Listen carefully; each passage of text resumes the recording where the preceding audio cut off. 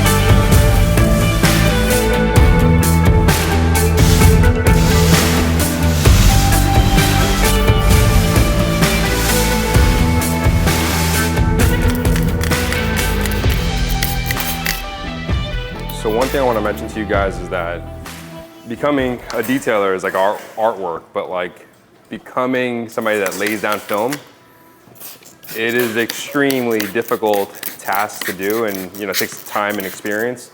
And we're going to be seeing Brandon's experience as he gets to the vented areas of the Vorsteiner hood. That's going to be the area that's pretty challenging. It's not a typical hood that they normally do on a G80. So I know he has experience with a lot of these Aventadors or any of these unique hoods on Maseratis. So he has experience with that. So I'm kind of curious what method he's going to use to make sure this is like seamless. No, it's like putting a screen protector on a phone. Right? I usually mess that up, so that's why I'm here. I jack that up all the time. We just make it look really easy. There we go.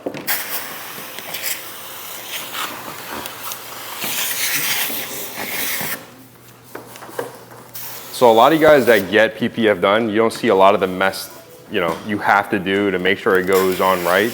So you guys are using like baby shampoo, right? A mixture of baby shampoo and something very similar to that, but yeah, that's the concept. And like distilled water, I'm assuming. Yeah, so we only use distilled water. So basically what we're doing here is the film itself, imagine like a giant sticker. And then if you were to apply that dry, it's just gonna stick on the surface. So we're using a special solution that we call like a slip, which basically floats the film in place of where we want.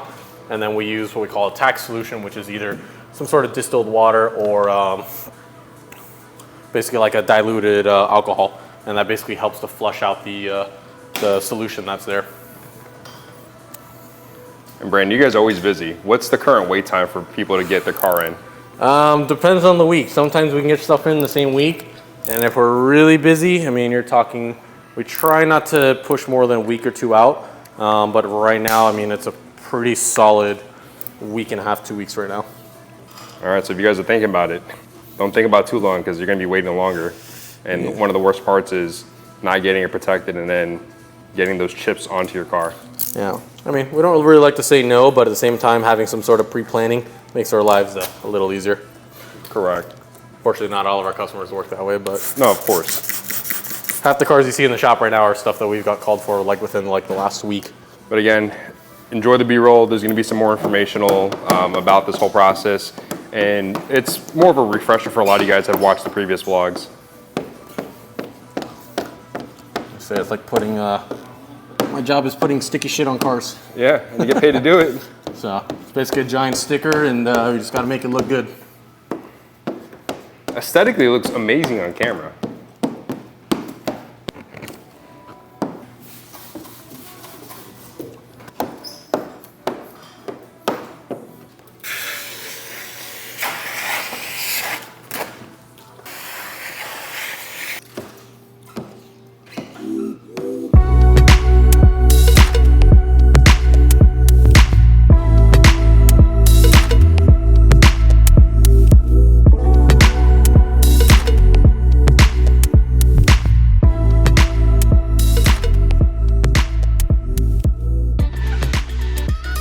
Last time we were here, we ended up using XPEL for the entire car.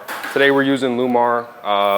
Lumar is something that I haven't had any experience with, but Brandon, say a few things about the brand of Lumar in reference to their PPF.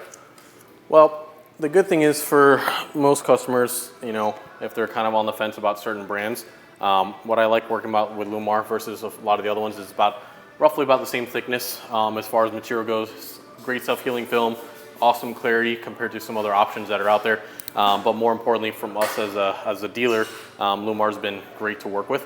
So for us, we've had, you know, pretty great experience, you know, making sure that, you know, we're taking care of the dealer, you know, generating leads, things like that. But for us, quality control is, you know, very important. So Lumar's offered a really great product, and the customer service is staying behind it. And just as a consumer standpoint right now, looking at it from my point of view, it looks so clear. Like the clarity on this film, it almost makes it seem like there is zero film on the car right now. And hopefully you can see from the shine and sheen to it, but once they put the Modesta ceramic coating on top of it, it's gonna be absolutely more insane. But I know Brandon right now is just trying to figure out how he's gonna cut these holes. And this is definitely the part where I'm talking about, like, you need to be an artist, because this is definitely custom, not unique to any skill level. You have to really take the time and to really think about how you're gonna hack this in.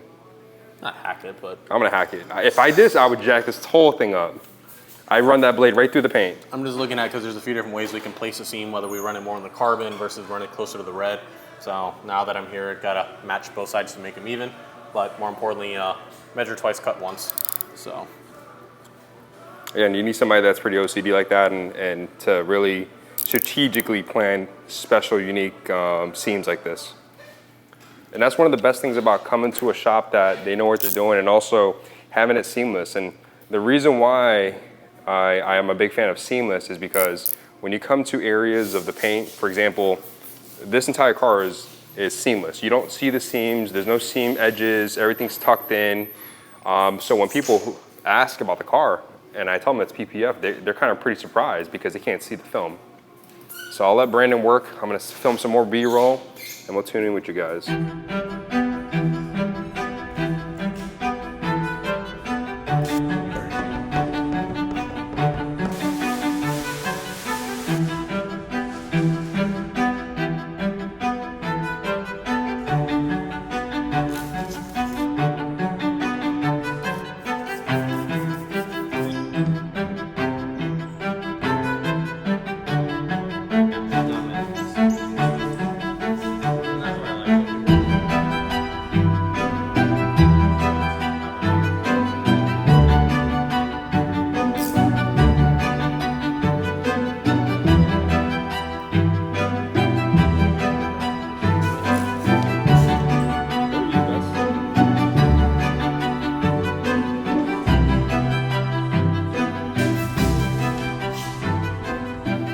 So Brandon, how difficult was this?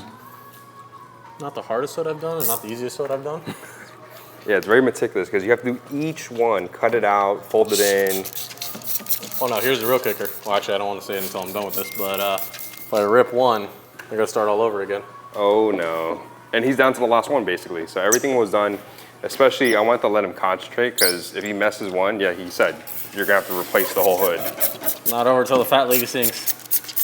And to give people an idea, like, even though this is technically like a big sticker, this big sticker is pretty expensive. The film itself is very expensive. Extremely. And we go through a lot of it. Yeah, and just as easily as you can buy it, you can easily burn a piece or two because of, you know, either ripping the film or you get a little too many markings or too big of a piece of debris or whatever. I mean, anything can happen. So it takes a lot of patience the entire time you're doing it to make sure that it's dialed in very well. it's very tedious. And for you guys to see this car at the next show or anything, or see it in public, you'll see like the seams are all kind of hidden. It kind of blends in pretty well with the carbon. As much as possible. As much as possible, within reason, right? Because these guys make it seem like they're magicians because they hide the seams pretty well. But this is done very well. I can't even tell, and I was just filming it. Yeah. More importantly, we want the film to look like this 6 months, 3 years, or however long down the line. So you can have it pushed a little bit more than what we did, but if it doesn't hold up, then what's the point? Exactly. Yeah, this looks really good. I'm really happy the way this is coming out. Now I feel very comfortable eventually driving the car when it's finally cured and stuff. I do have to bring this car over to BMW. There is a recall on the car. The DME needs to be reprogrammed, which is something that if you guys have a 2022 or in that time frame, you might need to get the same thing done, but that's what's going on with the car. The car is basically not gonna be able to drive until probably sometime next month. All right guys, it's getting late here. It's probably about 7:15. I'll probably be home by like 9 o'clock, 9:30, but Brandon just finished working on the hood. As you can see, it looks so good. And when I'm telling you this guy is deadly with the blade, he is precise because the seams are all hidden, especially on like right here where all the vents are. And that's probably the most important part, right? And everything is protected on the carbon. Some people could have cut this out and left it out and left the carbon exposed, but everything is methodically cut into shape. So what he plans on doing is probably having a late night, and you know, as a business owner myself and also seeing what he goes through, he's gonna be here late night, and it's something that you have to do as a business owner sometimes. But what's gonna go on, we're gonna film one more segment right now. It's gonna be a fender. And after that, I'll be here bright and early tomorrow morning to film the rest of it and to wrap this video up.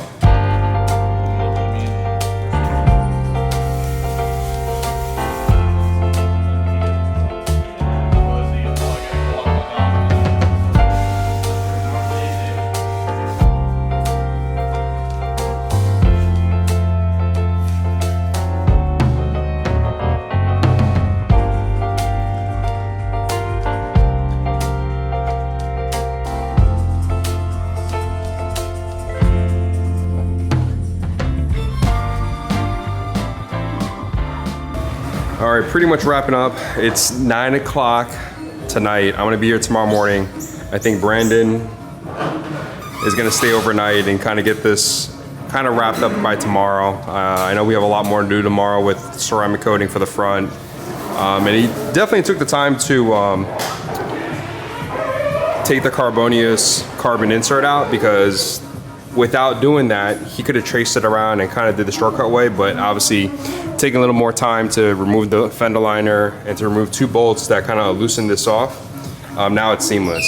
The one thing that we have to be mindful about is the clearance between the door and fender.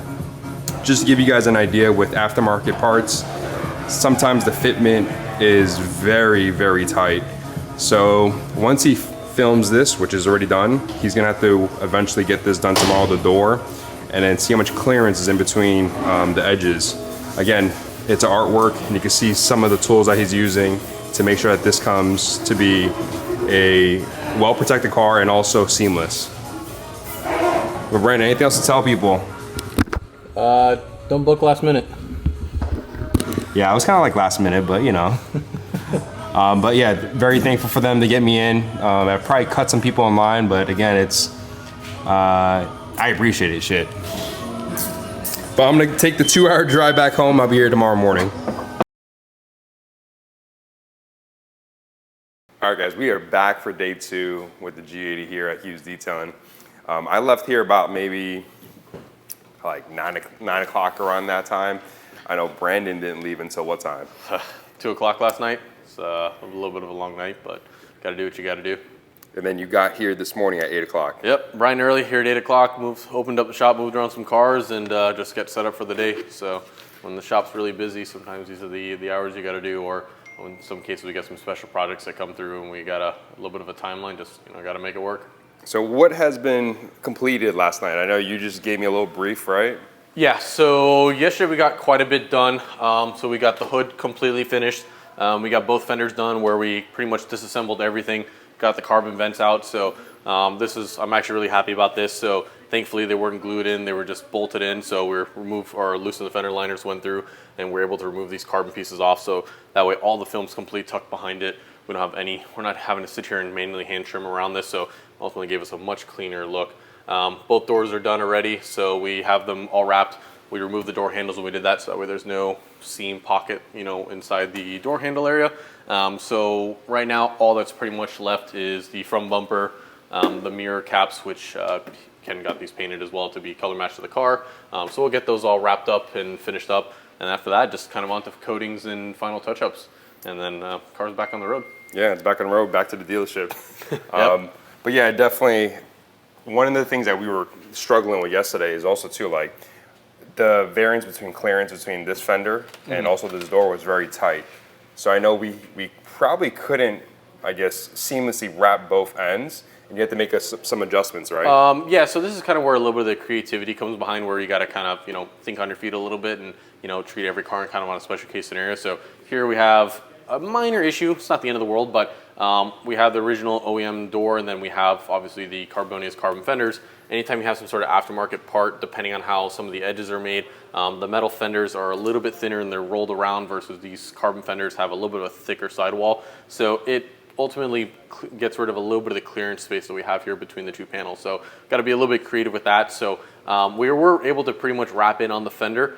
Same thing with the door edge. We just have to cut certain areas to kind of give it the illusion like it's fully wrapped, but we were able to wrap everything over. So my biggest concern was, obviously we don't want the film to pinch when the door gets used or opened and closed. So right now everything's done already, and we have zero tolerance issues. So pretty much worked out exactly like kind of how I planned in mind, and really thrilled with how this turned out because it has allowed us to be able to wrap in both sides and make it look like nothing's on there. Yeah, because what happens is when they go to the paint shop, extra mil of paint goes on there, and also obviously a clear coat, so it adds more layers to the side, so it definitely gets a little tight. And again, I told you that from the beginning, and then you remember. Actually, I forgot, so thankfully you remembered, because without wrapping it fully and having problems, you had the idea beforehand. Yeah, so we had kind of a game plan already set in mind kind of before the car came in about, okay, how are we going to tackle the hood, by looking at some photos. Same thing with, anytime we're dealing with parts like this, because, we really do get a lot of custom cars and parts that come through. So sometimes you got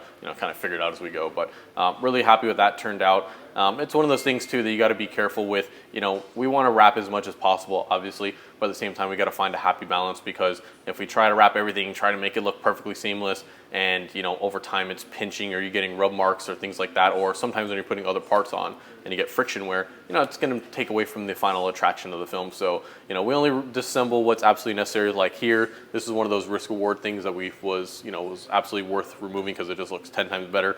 But even here in this area too, you got to consider that when they're painting it, in case there's any body work, anything like that, or if they have to shave and file any edges, sometimes you can change the tolerances, add to it. So not only was the tolerance super tight between the door and the fender, but then you add a piece of film on each side, which is 8 mils thick, which is 8/1000ths of an inch. It drastically, takes away from that clearance. So we just had a game plan in mind, and it pretty much was a home run. We, got it laid down exactly how we wanted.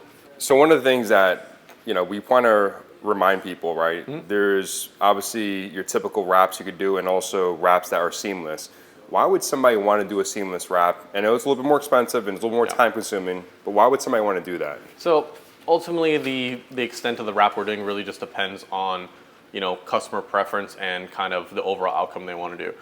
There's nothing wrong with doing a pre-cut install or something that's like a kit which is installed. Serves its purpose to overall protect the car, but there's different variations. So what we're doing is something that's a little bit more tailor fitted. So instead of having a lot of the very leading edges exposed, we're trying to wrap as much as we can. So depending on the color of the car, it might not be as obvious, but on, say, for instance, a white car or silver car or a very light colored car, over time, the more edges you have that are exposed, you're prone to getting a little bit more dirt buildup in certain areas. Now, on certain cars, certain seams and certain multiple pieces, having relief cuts is going to be inevitable. So we try to wrap as much as we can, but obviously we want to, make sure it's being held up, because the idea is to protect the paint. So in this case, this is a little bit more tailor fitted. So we try to wrap as much as we can, cap all of our corners. And this is ultimately the standard we shoot for, but we do cater to kind of both sides depending on, the type of projects we're doing. But mainly on a car like this, where everything was completely tucked in and wrapped from beforehand, we just have to match all the new pieces to whatever was existing on the vehicle. So we want everything to look exactly the same, so it's nice and uniform. So even though these parts are newer than the rest of it, from an install standpoint, it matches very well. Yeah, and I'll let you get to it. I know there's a little bit more to do, and excited to see the finished product.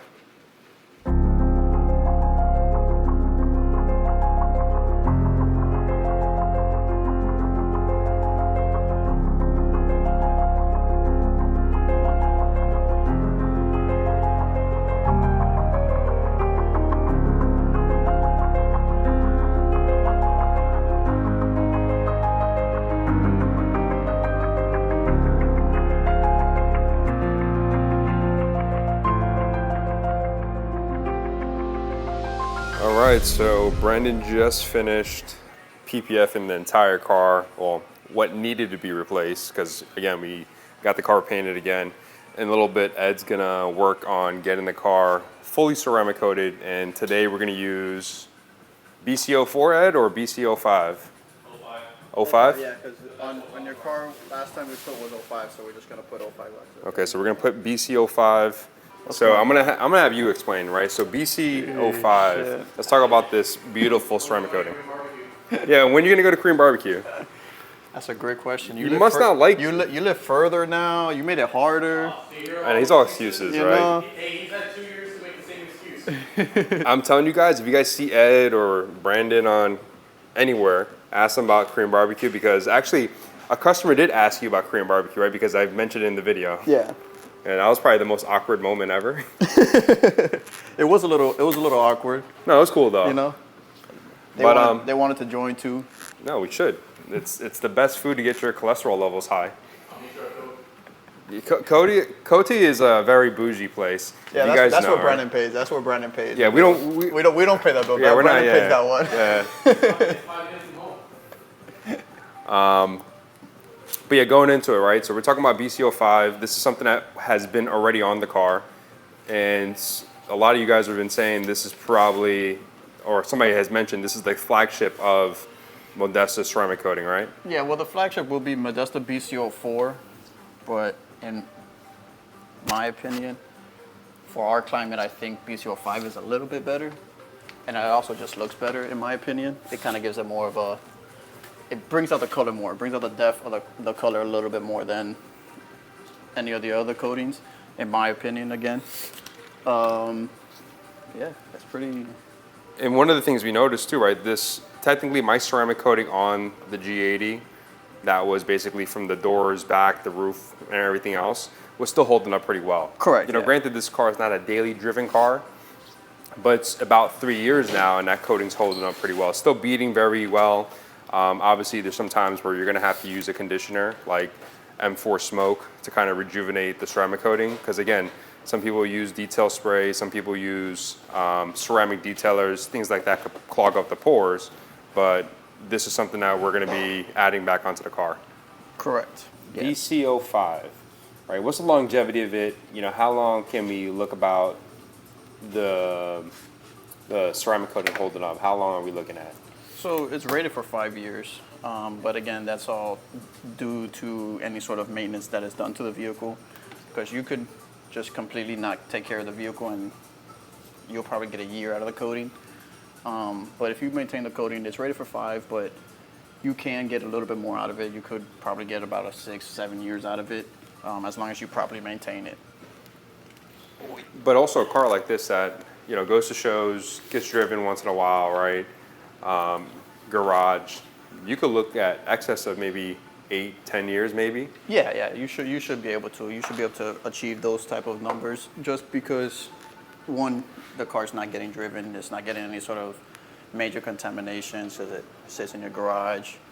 So it's nothing, as long as it's maintained, you will exceed the expectations of the lifetime of that specific coating, or any coating at that matter, I should say. And then you mentioned that this coating, right, it looks better to you in your personal opinion. Correct. Why is that compared to like a BCO4? One, it's more for the beading effect that it has, so it's hydrophobic versus hydrophilic. And then as well, it kind of brings out, for me, it brings out the gloss a little bit better than any other coating. Okay, interesting. Definitely learning things as we go. One of the things that we're gonna let him do is get it prepped. That's one of the most important things, to let the coating adhere to the PPF, and then just enjoy the B-roll.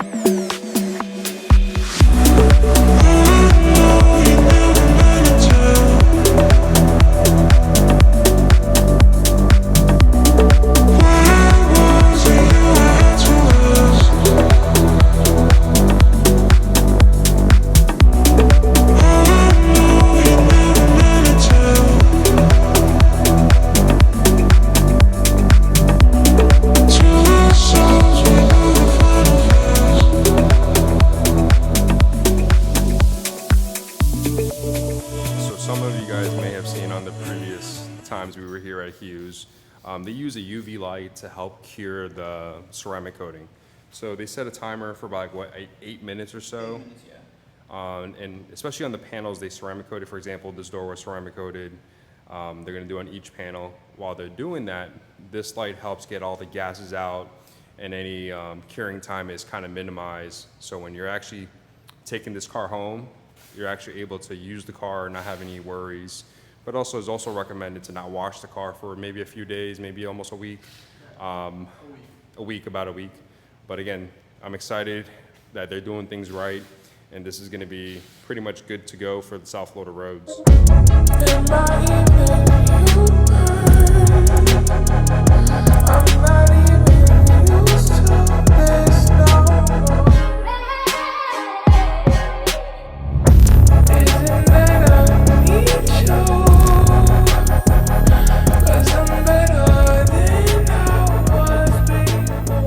All right, guys, we're wrapping things up. It's been a long 2 days, but I definitely want to thank Brandon and his team over at Hugh's Detailing for, getting this done. They had a lot of projects coming in, a lot of customers coming in, but they also made time to get this unique project done because, again, the hood, the fenders, but also Brandon, you guys have a lot more work to do. I know you were here until, what, midnight yesterday? A little past that, but yes, sometimes that's what it takes to get the projects done. So got your car wrapped up. Not a big timeline to get it done, but we made it happen.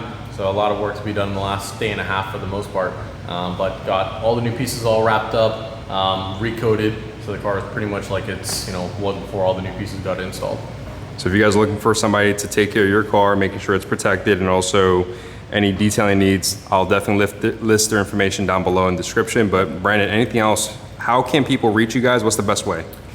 Easiest way is through our website, which would be www.hughesdetailing.com. Sure, Ken will put up a link for us.